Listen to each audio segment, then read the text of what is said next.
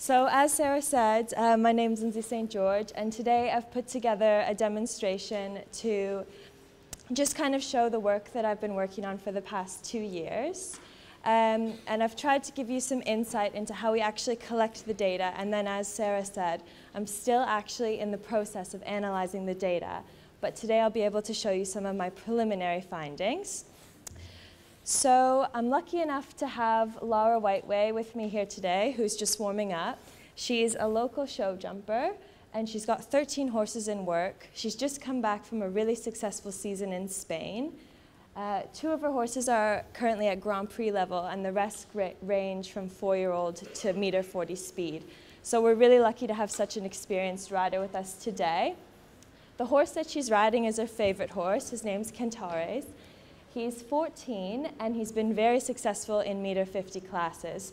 So we'll be collecting some data off him today. So the main thing that we're going to be looking at today is how the equine muscles facilitate the jumping effort. So just a bit of background into why I started conducting this research. The FEI says that show jumping is its most popular sport. And the demands that we place on these equine show jumping athletes are immense. Especially with developments in the sport, we've seen tours like the Longines Global Champions Tour, which sees horses traveling all over the world for competitions. And the photo here is taken at Miami Beach, which is the first competition of the 2015 tour. And only 20 days after that, the horses traveled to Belgium for the second tour, and then to Madrid shortly after that. So we're putting a lot of demands on these horses. So we know that the jumping ability and performance potential of the show jumping horse is generally judged at a young age based on movement traits. So these movement traits are qualitative, or they're subjective, and they're generally outlined by a stud book, or they can just be outlined by the personal preference of the person choosing the horse. As a result of this, a lot of biomechanics research has been done to try and quantitatively understand the jump technique in the horses. And a few studies have actually tried to figure out if some of these biomechanical or kinematic jump techniques can be used to predict performance later in life. So unfortunately, these studies have been inconclusive, and they suggest that movement alone isn't an accurate predictor of future performance. Furthermore, this research is generally not as readily available to the equestrian, so it's a little bit hard to apply it in practice. Okay, so science has told us that movement alone isn't an accurate predictor of future performance. Well, this is, fairly understandable if we look at horses like this, so BZ Madden's Cortez C, who obviously doesn't display our normal jump technique, especially in the forelimb that we would see outlined in stud books. So if it's not just movement, we know that quality jump technique has also been linked to inherent talent, training, or a combination of both. So in racing, we know that trainer and training methods are a huge factor in whether a horse is going to win a race or not. And actually, there's a lot of science behind the training of racehorses. But in show jumping, there's not a lot of research to show which training methods are the most effective in improving jump technique and performance in the show jumping horse. Now, in contrast to human athletes, I think we'd all agree that the training of horses is very anecdotal and traditional. There's not a lot of science behind what we do. In human athletes, we know that the drills and training are designed to mimic the duration and the intensity of the techniques that they use in competition. And this is the basis behind the anecdotal training in the horses, but actually there's not a lot of science to tell us which are the most effective and which are not. So we've talked about the biomechanics research that's been done and the lack of research into actual training of the show jumping horse. So what do we need to kind of fill this gap in knowledge or bridge the gap between these two areas? Well, this is why we're interested in muscles. So although biomechanics studies have told us about the movement of the show jumping horses, in order to comprehensively understand movement, we need to examine the muscles, which are the active components of the locomotor system. Furthermore, we know that muscular adaptation to training is really responsible for the horse being able to execute the jumps and the demands that we put on it in the sport. Also, muscular adaptation to training is essential for improving or maintaining performance and also decreasing the risk of injury. So we need to start, looking into this. And if, equestrians want to, improve training at the rate that human athlete training has been doing, we need to be able to implement scientifically evidenced methods into our anecdotal training regimes. So I think that this quote just really sums up why I've done this research. It's by Paul McGreevy, which most of you might have heard of, and that is that a horse appropriately conditioned and trained to carry riders correctly is likely to avoid many of the injuries that may otherwise be sustained. This underlines the need for more education of owners in appropriate musculoskeletal and behavioral conditioning, as well as equine biomechanics. So this brings me to the title of my PhD, which is Electromyographic Evaluations of Muscle Firing Patterns in the Sports Horse During Jumping, and his objective method of informing current jump training programs. So it's a bit of a mouthful, but it pretty much mimics the quote that I've just shown you. So obviously in the PhD, I had a number of aims and objectives that I needed to fulfill. And to fulfill these, there was a number of research questions that I had to ask. Obviously, because I'm still analyzing the data, I haven't been able to answer all of these questions, and also due to the time constraints today, I've chosen a few questions to present to you. And that is, do differences in muscle activity patterns occur between the canter and jump and between elite and non-elite jumping athletes? So obviously we would expect there to be differences, but science can tell us where these differences are occurring and how much they occur. And finally, can this information tell us about differences in muscle control between elite and non-elite jumping athletes? And the reason I wanted to answer these questions was that a better understanding of the optimal movement patterns, so the movement patterns that we use to judge the jumping potential of a horse, and the functional activity of the muscles that we know facilitates this movement that we look for, could provide an evidence base to objectively develop or modify current jump training programs. So to answer these questions, we needed to collect some kinematic data and also some data on muscle activity patterns. So for this research, we collect kinematic data using our 3D motion capture system, which we've set up for you over here. We also collect muscle activity data using electromyography, which I'll discuss in a little bit more depth in a moment, but it's essentially the technology that we use to measure muscle activity patterns. And this photo was taken at Laura's yard in August, where we collected data from some of her elite horses.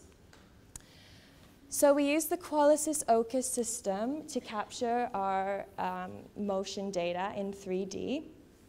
They're infrared cameras. The system needs to be calibrated, which we've done before you came in, and it needs to be calibrated to create a volume, which you see in this photo, and within this volume is where the system can accurately reconstruct the positions of the markers that we use for movement tracking. So you'll see that in a moment. We use an extended calibration, so the cameras can be set up in a variety of ways depending on what you want to capture, but because we're looking to capture consecutive canter strides and obviously the jump stride, we set them up in a line and create an extended calibration like you see. So we track movement using anatomical landmarks, which we'll start putting on now if the horse is all warmed up. So essentially, when the horse travels through the calibrated volume, the infrared cameras shoot out infrared light, which is reflected off the markers, which are reflective markers that you'll see Danny putting on now. So it's reflected off the markers, travels back to the camera lens where it creates a video signal, and the marker positions are reconstructed in 3D space by the software. So the software that we use is called Qualisys Track Manager, or QTM, and this is what the markers look like when they've been reconstructed in 3D space, in a standing horse, obviously. Hopefully you can see, but these are the names of the anatomical locations that we use. This is a simple marker set, so essentially we're just getting data from the forelimb and the hind limb.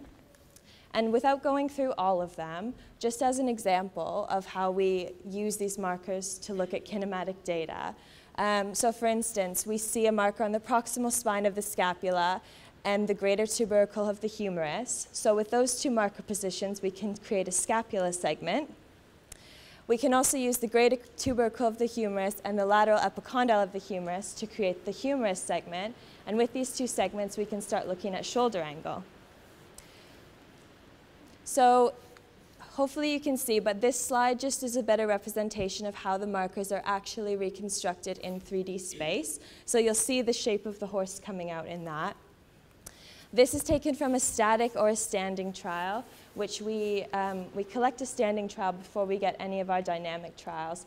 And this essentially acts as a baseline. So when we're analyzing our data, we can make reference back to the locations of the markers in the standing subject.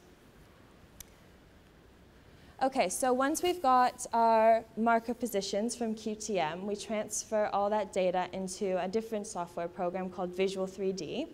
And in this program, we create the segments that I've just been describing. So for instance, we can see the scapula segment here and the humerus segment here. And we create all our segments to make an overall model of the horse.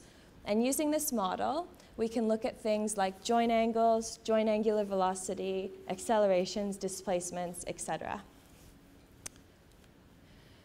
Okay, so now to discuss EMG, we use the Delsis-Trignov system, which you can see here, and it's surface electromyography, so the sensors are placed over the skin.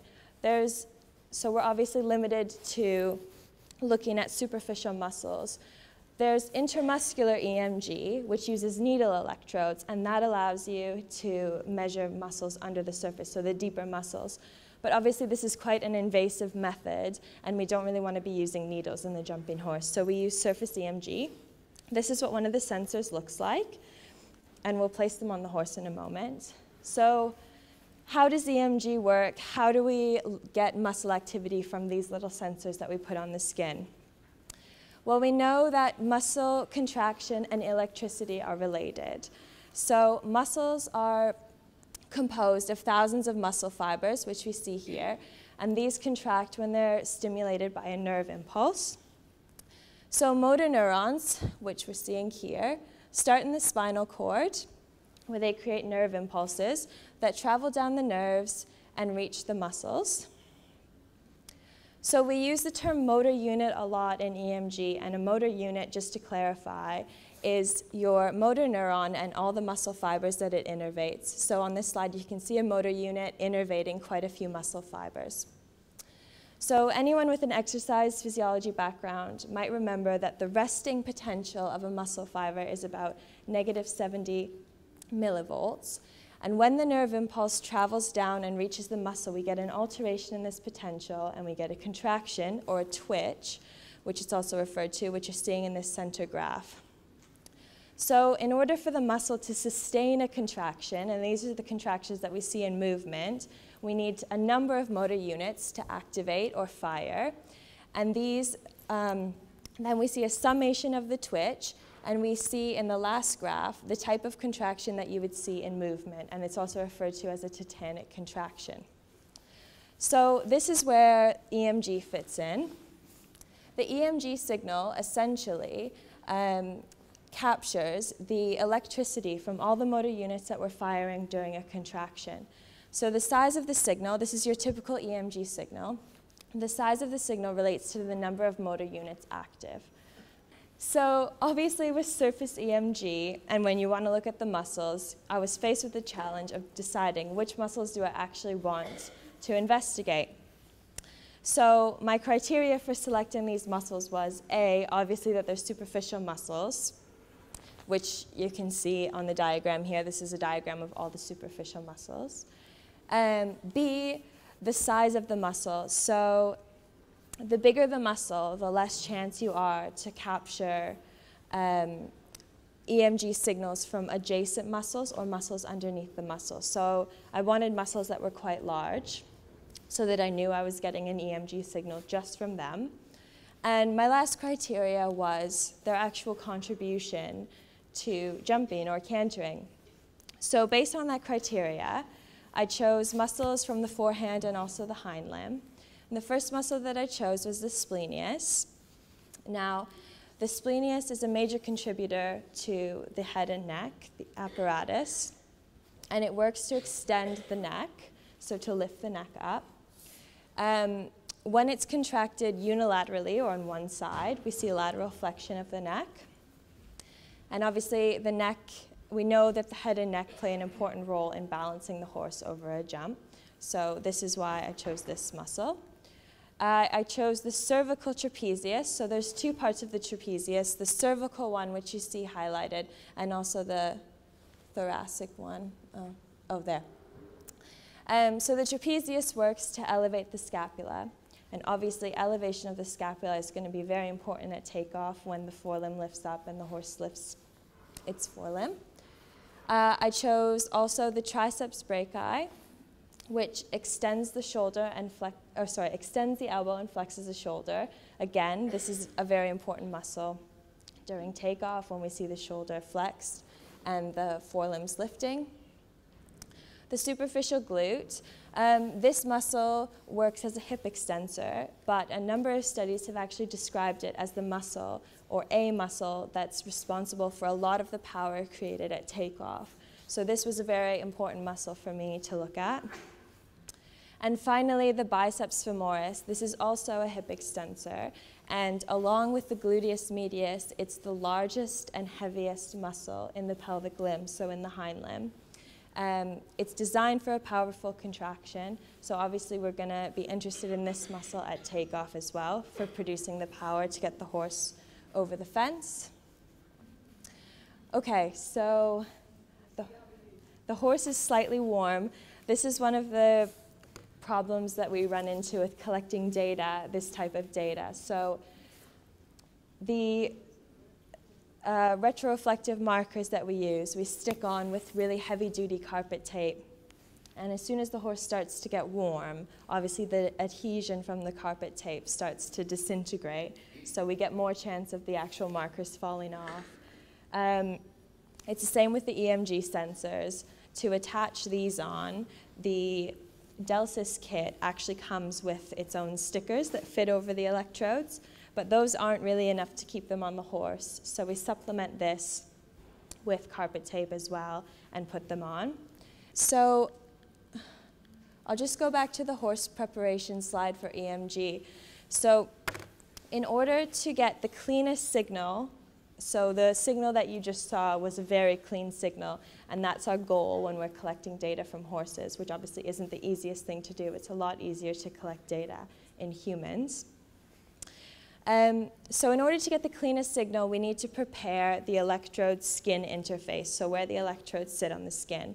So you should be able to see on Cantares now that we've shaved areas over the superficial muscles that we're interested in. So we've shaved an area here, and on the triceps there, and two on the neck. So by removing the hair, we can get contact with the skin, which is what we need to get our signal. We also use alcohol wipes to remove any dirt, dead skin cells, oil. That can also influence the clarity of the signal or the fidelity of the signal. So we clean those off before we put the sensors on. Okay, so I'll start putting the sensors on. And what we're going to do is collect some kinematic and EMG data. I'll just use the alcohol wipes first. That's fine.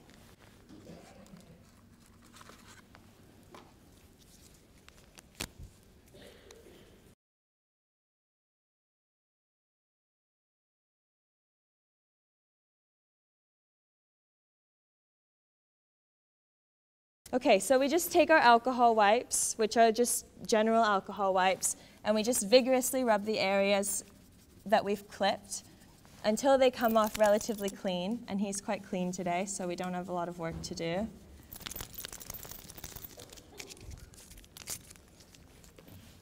And the areas we clip are so that the sensors can sit directly over top of the muscle belly.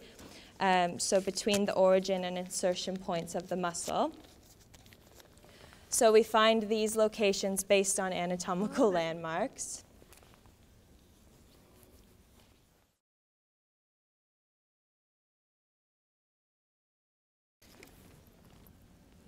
Okay, so once they're on, we flick the sensors on and you'll see them flashing lights. And we'll just open QTM, which is the program that we use to collect our data.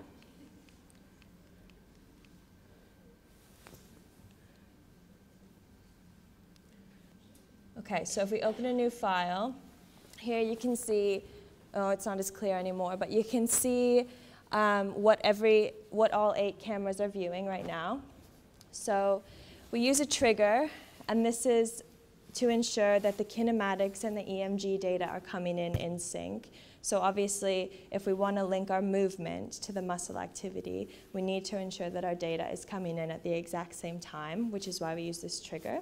So if we collect some canter data whenever you're ready, Laura, and on the screen you'll just see the kinematics and the EMG data coming through.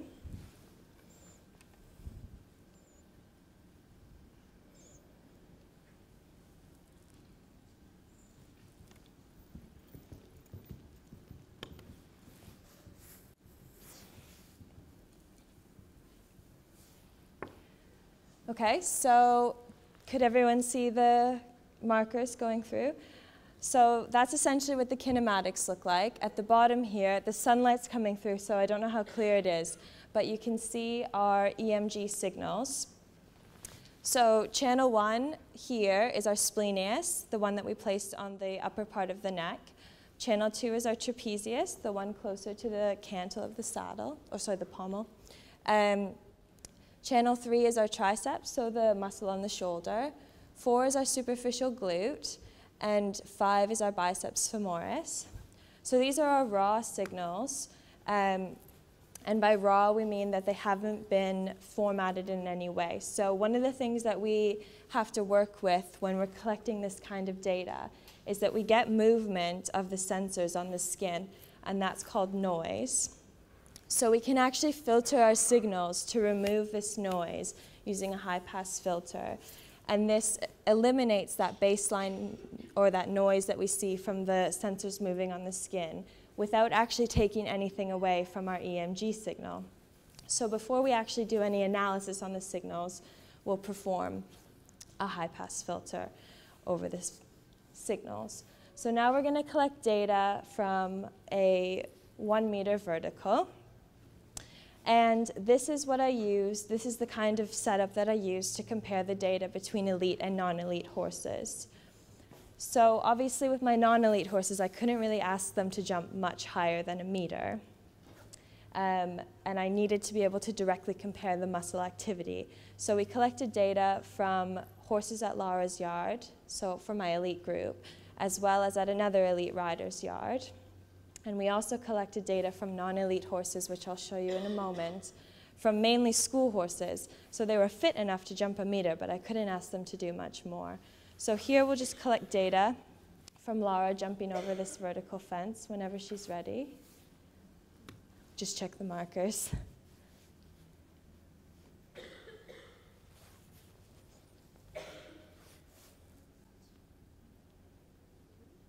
Okay? Right, whenever you're ready. So this one's going to come through a bit faster because obviously she's going to be traveling at a faster speed.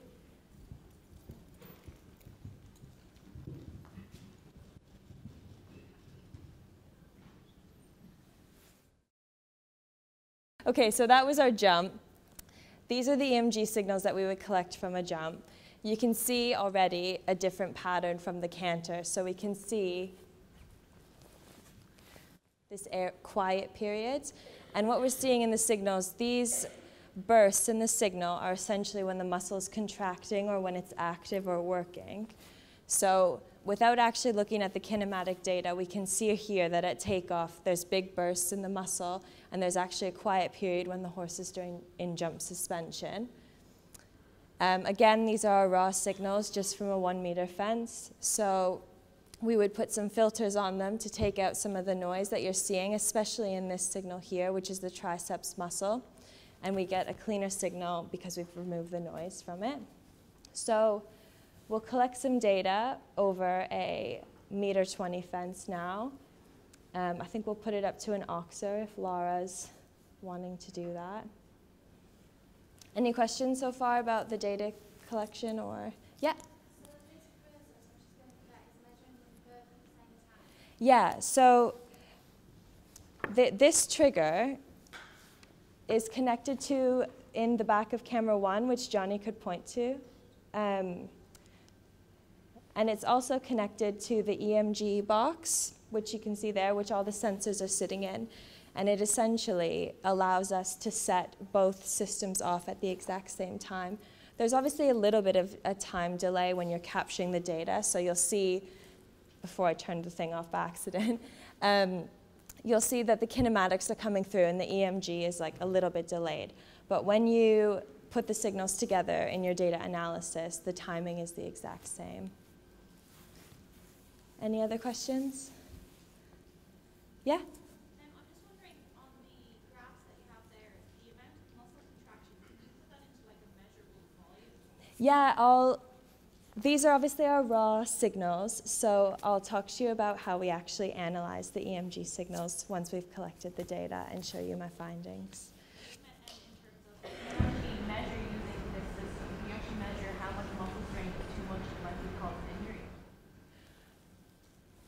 I think that is a question that would be very difficult to answer, even if you could measure.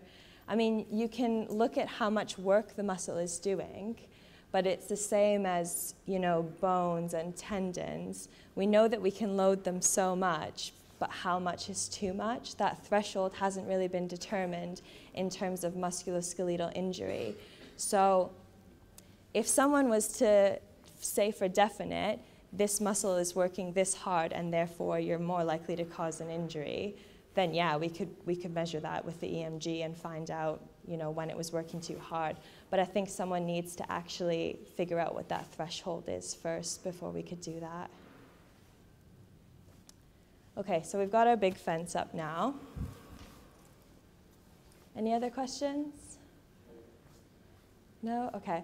So the kinematics that I'm collecting here, obviously I link them to what's happening in the muscles. And we know what people look for generally when they're looking at the movement of a show jumping horse. So like for instance with Laura's horses, I can look at the movement of their forelimb, how much they're tucking, etc., and link that to the muscle activity patterns that are happening to facilitate that movement.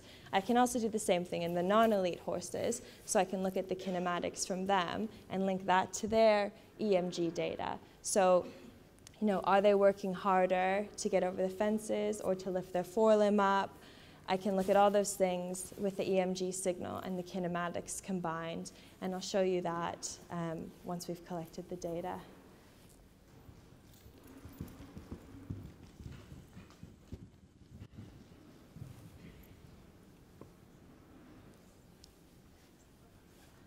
We'll do one more a bit higher, if she wants to.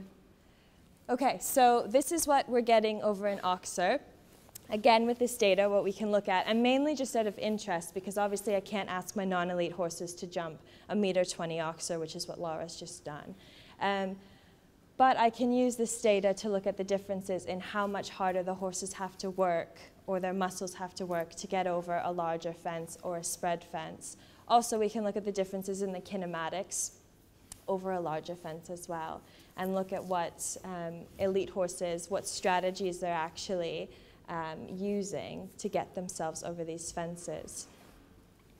So I think we'll put the fence up a little bit higher and just collect one more trial.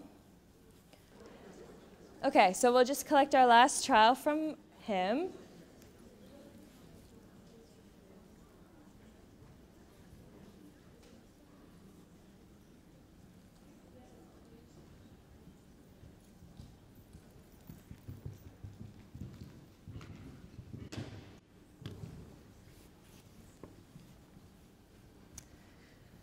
Okay, so this is the data that we're seeing from a 1.40 meter fence. We're seeing the same pattern that we're seeing in the lower fences, but obviously we need to analyze the signals to look at how much more work the muscles are doing. So this is your typical, these are the typical signals that you would see from a canter. Obviously it's just from one horse, but this is generally what the signals will look like, the EMG signals look like in a canter. So obviously just due to time, we'll focus in on 3 muscles today to look at in a bit more depth. So if we focus in on the splenius, the neck muscle, and our 2 hind limb muscles, the superficial glute and the biceps femoris. So these are those 3 signals. So again, like I said, the bursts that you're seeing are the muscle contractions. So essentially when the muscle is active or working. Now in order to link our muscle activity data to the movement, which is what we're most interested in doing, we need to put some gait events onto the signals.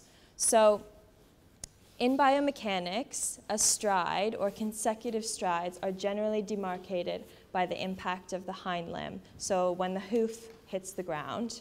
So I've put those events on the signals, and they're represented by the black vertical lines. So these are when you're seeing hind limb impact, which was derived from the kinematic data.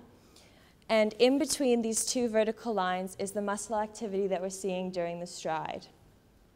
So if we want to go a little bit farther into this, we can split the stride into stance and swing phase. So stance phase is when the hoof is in contact with the ground between our hoof impact and our hoof liftoff event. So if I put those events on the signal, hoof on is our blue lines and hoof off is our red lines.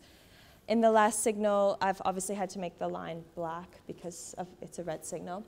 So between here, we're seeing our stance phases in yellow. And we can also split it into swing phase, which is the areas that are not highlighted. And swing phase is when the limb is not in contact with the ground, so when we're seeing protraction or retraction of the limb.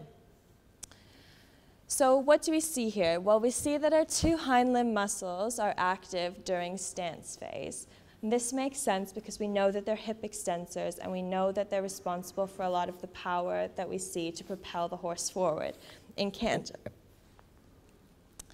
In the neck muscle, we see that it's active in the middle of stance and going into swing phase. Now this is also understandable because we know that during canter in the suspension phase, the neck is lifted to help balance the horse and offload the forelimb. So that would explain why we're seeing that kind of activity. So I was asked about how can you kind of tell quantitatively how much work the muscle is doing. So in order to do this, we need to do something called full wave rectifying the signal. And it actually is quite simple. All we're doing is taking the negative values in the signal, so the values of below 0 that you're seeing here, and turning them into positives. And we get a signal that looks something like this. So in order to look at how much work the muscle's doing, we calculate something called the integral, or the integrated EMG value, so IEMG is what it's shortened to.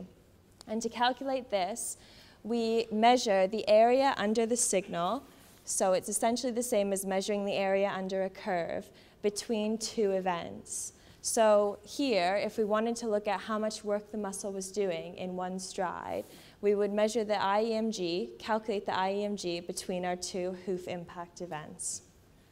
And I'll get back to this in a moment. So this is what the data looks like from our typical meter vertical fence. And if we again look in at those 3 muscles, we can see that the activity pattern, timing-wise, is obviously quite different to the canter. So the jump stride is split up a bit differently than your normal canter stride. And this terminology was described by Dr. Clayton, so you can read up on it a bit more if you want. But essentially, we break the jump down into the approach stride, the jump stride, and the departure stride. So we can further split the jump stride down into 3 phases, which are our takeoff, our jump suspension, and our landing phase. Now just to give you a bit more insight into that, Our approach stride are all the strides that come before the fence, but our approach stride 1 is the stride right before the fence. So here we see kinematic differences between a normal canter stride. One of the main things that we're seeing is the forelimb lifting, beginning to initiate the upward movement before takeoff. So we can see in this phase extension of the neck, which starts to lift the forehand, and this allows the hind limb to swing under for the takeoff phase. So the takeoff phase is essentially the stance phase of the two hind limbs, which Hillary talked about a little bit in her talk. And generally, we see the hind limbs hopefully pushing off the ground at the exact same time. The takeoff is where the power is generated to get over the fence. And it's also one of the most important phases because this is the phase where the trajectory of the horse is made over the jump. And this trajectory can't be altered once the horse is in the air, so this phase is very important. At jump suspension, this is when the horse is airborne. Again, the trajectory has already been determined at this point, so we're essentially seeing the effects of inertia. At landing, this is comprised of the stance phases of the forelimbs after the fence until the impact of the hind limb. And here we see the neck raised again to change the rotation of the trunk. So if we didn't have this neck lifting up, changing the rotation of the trunk, essentially the horse would fall on its face. So this is very important to rebalance the horse. Also, the lifting of the neck helps to offload the forelimb. And at departure, we see the hind limbs making contact with the ground and initiating the forward movement away from the fence. Okay, so if we look at those strides again, or those different phases in relation to the muscle activity, it actually makes quite a bit of sense. So at the approach stride, we're seeing a similar muscle activity pattern happening to the canter, where it's active during the beginning or the stance phase. In the splenius, we're also seeing a lot more muscle activity that we saw during the canter. And during the approach phase, we know that this is when the neck's lifted to start initiating the upward movement of the forehand. This neck muscle is quiet during takeoff, but we see these large bursts in activity in the hind limb muscles because we know they're generating the power. In both muscles, we see a quiet phase during the suspension. So we see a lot less muscle activity happening once the horse is actually airborne. The hind limb muscles are still quiet during landing phase as they haven't made contact with the ground yet. And we see a burst of activity in the neck muscle at landing, which again makes sense because we know that the neck is lifted to rebalance the horse and to help offload the forelimb. And then again, we're seeing these large bursts in activity at departure as the hind limb propels the horse forward away from the fence. So these are our two different signals from jump and canter overlaid. The blue is obviously related to the canter, and the red is our jump signal. So we know that there's obvious timing differences between the two, but what if we want to know how much harder the muscles are working in the jump compared to the canter? Well, to do this, we need to rectify the signal, which I described to you earlier, and calculate the integrated EMG between events. So to look at the differences between the jump and canter, I calculated my integrated EMG values, so the area under the signal between two events, and the events that I used were stance phase at the approach, takeoff, and landing phases. For the muscles of the forehand, I used forelimb stance phases because obviously those muscles work with the forelimb. And for the hind limb muscles, I looked at hind limb stance phase because obviously they are working for the hind limb. Oh, also another thing, the EMG signal varies quite a bit over time, or especially with individuals, and there's a number of factors that this is due to. So in order to make my values comparable between individuals, so between the group of horses that I analyzed from Laura's yard, we need to do something called normalizing the signal. And this allows us to directly compare. So normalization, it's commonly used in EMG. And essentially what we do is we find our maximum IEMG value and use that as a reference point. And we relate all of our other IEMG values to the maximum. So basically, all we do is divide our values by the maximum, which gives us a percentage output, so a percentage of the maximum value. Hopefully that makes sense. I think it will in a minute. So these are my normalized values, averaged over the 4 horses from Laura's yard. And what we're seeing here is the amount of the IEMG values in relation to the maximum canter value. So they're in percentages, and to look at how much more work was being done, I'd calculated the percent change.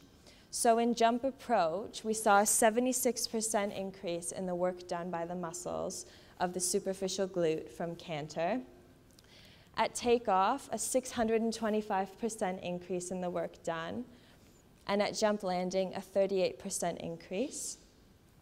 If we look at the biceps femoris muscle, we see a similar trend, a 96% increase from canter to jump approach, a 340% increase from canter to jump takeoff, and a 128% increase from canter to jump landing. In the neck muscle, we see a similar trend, but not as drastic values. So only a 7% increase in jump approach to canter, which is quite interesting. 123% increase in muscle activity at jump takeoff, and 18% at jump landing.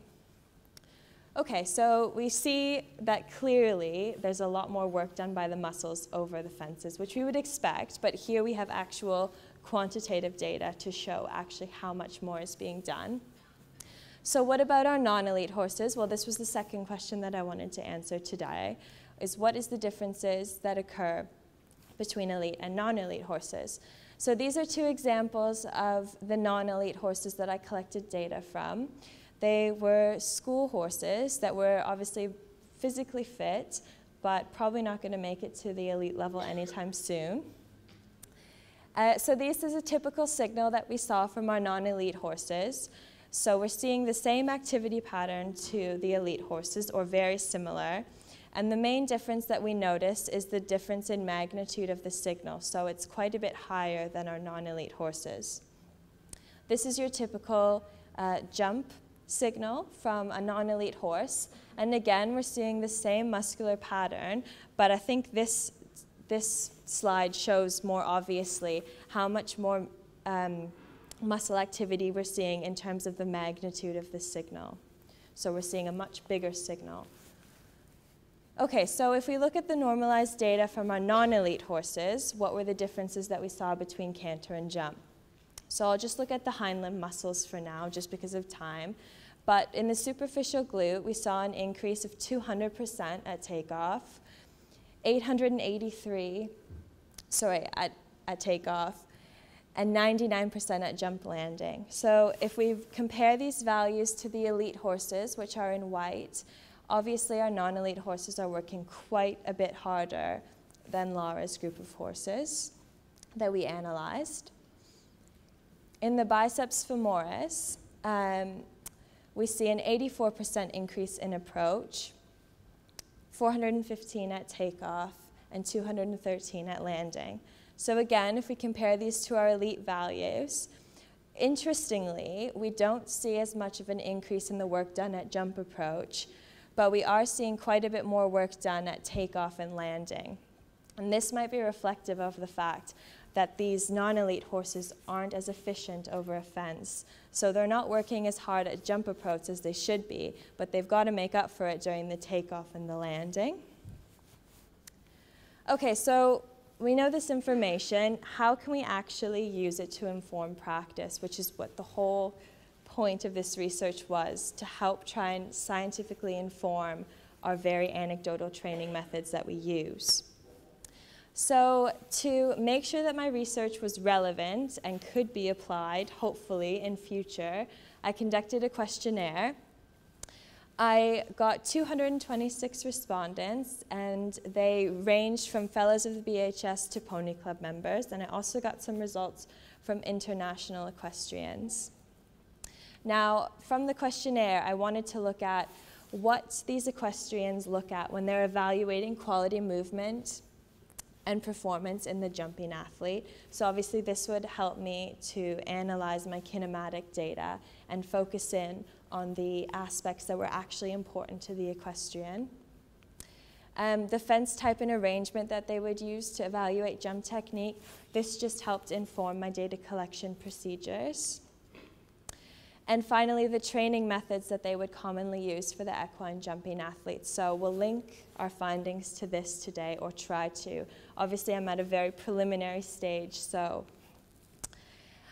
what we found from our higher level riders, riders, trainers, or coaches actually, and I classed these people as people that had at least BHS intermediate instructors or were competing at Fox Hunter or higher. So I wanted very high-level riders to inform this questionnaire.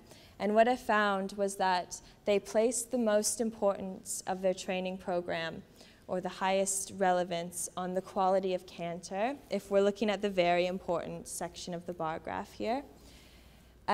Followed by stride adjustability, and the thing that they ranked still important, but the least of those three, was the jump technique.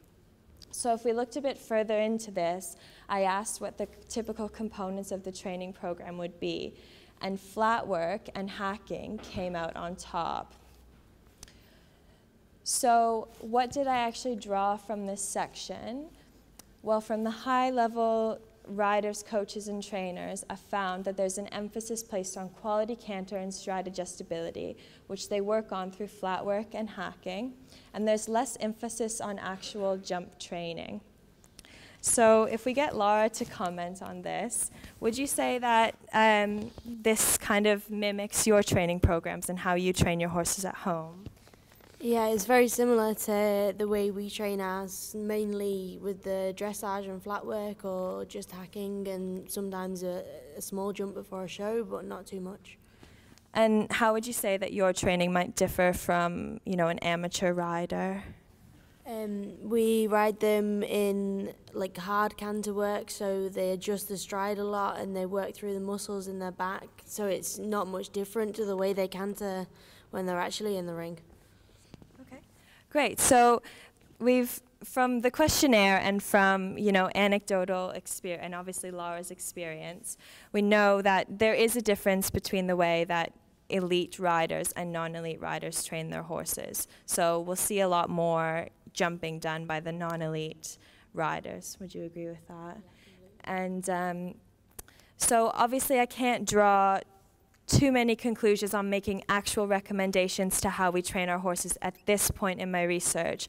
But from what Laura said, from what we know from the questionnaire, and from the science that we've seen today, the actual concrete numbers, we can see that a training method that places more emphasis on flat work and less emphasis on actual jumping results in a horse, when done correctly, can result in a horse that is more effective and uses itself more efficiently over a fence.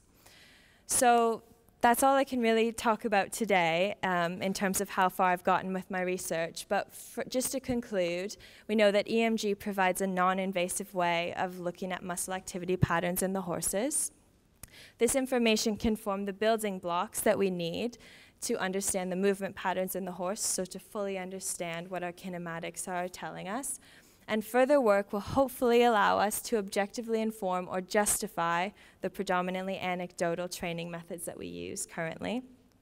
And we've only really just scratched the surface here. I mean, research has been done using EMG in the horse, but there's still a lot that we need to look into using studies like this. So that's all for now. Any questions?